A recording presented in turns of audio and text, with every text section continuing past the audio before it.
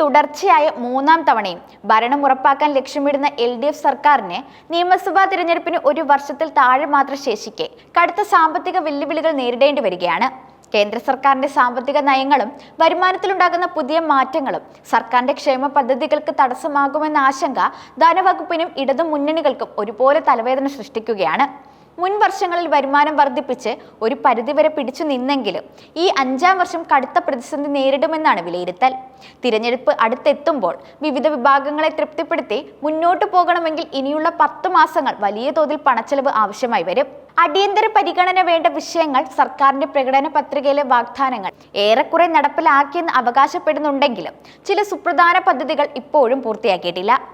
സാമൂഹിക ക്ഷേമ പെൻഷൻ 2500 രൂപയാക്കുമെന്ന വാഗ്ദാനം ഇതിൽ പ്രധാനമാണ്.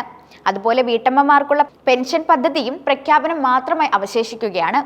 സാമൂഹ്യക്ഷേമ പെൻഷൻ വർദ്ധിപ്പിക്കാൻ സാധിച്ചിട്ടില്ലെന്ന് മാത്രമല്ല, അതിൽ വലിയ കുടിശ്ശികകൾ ഉണ്ടായത് കഴിഞ്ഞ ലോക്സഭാ തിരഞ്ഞെടുപ്പിൽ ഇടതുമുന്നണിക്ക് തിരിച്ചടിയായിരുന്നു. നിലവിൽ ഈ കുടിശ്ശിക തീർക്കാനുള്ള ശ്രമങ്ങൾ നടക്കുന്നുണ്ടെങ്കിലും ഇനി കുടിശ്ശിക ഉണ്ടാകാതെ മുന്നോട്ട് പോകേണ്ടത് സർക്കാരിന്റെ വിശ്വാസ്യത നിലനിർത്തുന്നതിന് അത്യന്താപേക്ഷിതമാണ്. സാമൂഹ്യക്ഷേമ പെൻഷനുകളെക്കാൾ വലിയ തലവേദനയാണ് ജീവനക്കാരുടെ ആനുകൂല്യങ്ങളുമായി ബന്ധപ്പെട്ടുള്ളത്. ഇടതുമുന്നണിയുടെ ഏറ്റവും വലിയ കരുത്താണ് സംസ്ഥാനത്ത് സർക്കാർ ജീവനക്കാരുടെയും അധ്യാപകരുടെയും പിന്തുണ എന്നത്. എന്നാൽ നിലവിൽ ഇടതുപക്ഷ സംഘടനകൾ പോലും കടുത്ത അതൃപ്തിയിലാണ്. അവർക്ക് ലഭിക്കാനുള്ള DA കുടിശ്ശികയും മറ്റ് ആനുകൂല്യങ്ങളും നൽകാത്തതാണ് പ്രധാന കാരണം. സർക്കാർ ഈ കുടിശ്ശിക നൽകാൻ ശ്രമിക്കുന്നുണ്ടെങ്കിലും അത് അവരുടെ എതിർപ്പിനെ മറികടക്കാൻ തക്കവണ്ണം ആയിട്ടില്ലെന്നാണ് പുറത്തുവരുന്ന സൂചനകൾ. ഇതിനെല്ലാം ഉപരിയായി ഏറ്റവും പ്രധാനപ്പെട്ട വിഷയം ശമ്പള പരിഷ്കരണമാണ്. ഒന്നാം പിണറായി സർക്കാരിന്റെ അവസാന വർഷമാണ് മുൻ ശമ്പള പരിഷ്കരണം നടപ്പാക്കിയത്.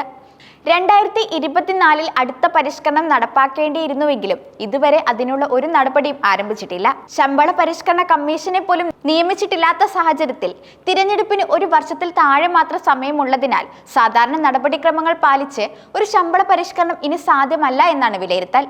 മാർച്ച് മാസത്തോടെ തിരഞ്ഞെടുപ്പ് തീയതി പ്രഖ്യാപിക്കാൻ സാധ്യതയുള്ളതിനാൽ 8-9 മാസങ്ങൾ മാത്രമാണ് സർക്കാരിന് ഫലപ്രദമായി പ്രവർത്തിക്കാൻ ലഭിക്കുക.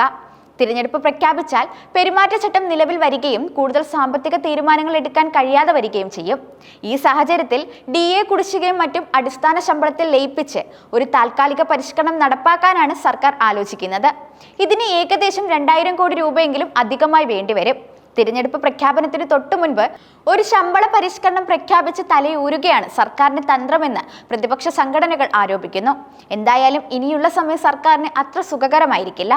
മൂന്നാം ടൈം എന്ന് പരസ്യമായി പറയുമ്പോഴും അതിലേക്ക് എത്താൻ കടമ്പകൾ ഏറെയാണ്. കേന്ദ്രത്തിന്റെ വരിഞ്ഞു മുറുക്കലും പുതിയ വരുമാന വെല്ലുവിളികളും സംസ്ഥാന സർക്കാരിന്റെ സാമ്പത്തിക പ്രതിസന്ധിക്ക് പിന്നിൽ കേന്ദ്ര സർക്കാരിന്റെ നയപരമായ തീരുമാനങ്ങൾ വലിയ പങ്ക് വഹിക്കുന്നുണ്ടെന്നാണ് കേരളത്തിന്റെ പ്രധാന പരാതി. അർഹമായ ധനസഹായം നൽകാതെയും വായ്പാ പരിധി വെട്ടിക്കുറച്ചും കേന്ദ്രം കേരളത്തെ വരിഞ്ഞു മുറുക്കുന്നുവെന്നാണ് സംസ്ഥാനം ആരോപിക്കുന്നത്. കഴിഞ്ഞ 4 വർഷങ്ങളിലും വായ്പാ പരിധി വെട്ടിക്കുറയ്ക്കുകയും കേരളത്തിന് ലഭിക്കേണ്ട തുക നൽകാതെയും കേന്ദ്രം സാമ്പത്തികമായി ബുദ്ധിമുട്ടിച്ചിരുന്നു. ഈ വർഷം ഗവൺമെന്റ് ഗ്യാരണ്ടി റിഡംഷൻ ഫണ്ട് രൂപീകരിച്ചില്ല എന്ന പേരിൽ 3300 കോടി രൂപയോളം വായ്പാ പരിധിയിൽ നിന്ന് കേന്ദ്രം വെട്ടിക്കുറച്ചു. കേന്ദ്രത്തിന്റെ മാനദണ്ഡം അനുസരിച്ച് ഫണ്ട് രൂപീകരിക്കാൻ കേരളം തത്വത്തിൽ തീരുമാനമെടുത്തിട്ടുണ്ടെങ്കിലും വെട്ടിക്കുറച്ച വായ്പ പുനഃസ്ഥാപിക്കുന്നതിൽ കേന്ദ്രം ഒരു തീരുമാനവും എടുത്തിട്ടില്ല. ഇതാണ് നിലവിൽ സർക്കാരിനെ ഏറ്റവും കൂടുതൽ വെട്ടിലാക്കിയിരിക്കുന്നത്. കേന്ദ്രത്തിൽ നിന്നുള്ള വിഹിതവും വായ്പയും കുറയുന്നതിന് പുറമെ കേരളത്തിന്റെ ആഭ്യന്തര വരുമാനത്തെയും ചില ഘടകങ്ങൾ പ്രതികൂലമായി ബാധിക്കുന്നുണ്ട്. ഇന്ധന നികുതിയിൽ മാസം തോറും ഉണ്ടാകുന്ന ഇടിവാണ് ധനവകുപ്പിനെയും സർക്കാരിനെയും വലയ്ക്കുന്ന മറ്റൊരു പ്രധാന ഘടകം. കേരളത്തിന്റെ വരുമാനത്തിൽ വലിയൊരു പങ്ക് പെട്രോൾ, ഡീസൽ നികുതിയിൽ നിന്നാണ് ലഭിക്കുന്നത്. എന്നാൽ വലിയ തോതിൽ വാഹനങ്ങൾ വൈദ്യുതിയിലേക്ക് മാറുന്നത് മൂലം കഴിഞ്ഞ വർഷം മുതൽ ഇതിൽ വലിയ ഇടിവാണ് ഉണ്ടാകുന്നത്. രാജ്യത്തെ മറ്റ് സംസ്ഥാനങ്ങളെ അപേക്ഷിച്ച് വൈദ്യുത വാഹനങ്ങളിലേക്കുള്ള പരിവർത്തനം ഏറ്റവും വേഗത്തിൽ നടക്കുന്നത് കേരളത്തിലാണ്. ഇപ്പോൾ തന്നെ കേരളത്തിലുള്ള വാഹനങ്ങളിൽ ഏകദേശം 30% വൈദ്യുതിയിലേക്ക് മാറിയിട്ടുണ്ടെന്നാണ് വിലയിരുത്തൽ. ഈ ട്രെൻഡ് തുടരുന്ന പക്ഷം ഇന്ധന നികുതിയിൽ നിന്നുള്ള വരുമാനത്തിൽ ഗണ്യമായ കുറവ് വരുമെന്നത് സർക്കാരിന് ഒരു പുതിയ സാമ്പത്തിക വെല്ലുവിളിയായി മാറും. ഈ സാഹചര്യത്തിൽ കേന്ദ്ര സഹായം ഉറപ്പാക്കുന്നതിനും പുതിയ വരുമാന മാർഗങ്ങൾ കണ്ടെത്തുന്നതിനും ജീവനക്കാരുടെയും സാധാരണക്കാരുടെയും പ്രതീക്ഷകൾ നിറവേറ്റുന്നതിനും കേരള സർക്കാർ ഇനിയുള്ള മാസങ്ങളിൽ വലിയ സമ്മർദ്ദം നേരിടേണ്ടി വരും. ഇത് വരാനിരിക്കുന്ന നിയമസഭാ തിരഞ്ഞെടുപ്പിന്റെ ഗതിയെ എങ്ങനെ സ്വാധീനിക്കുമെന്ന് കണ്ടറിയണം.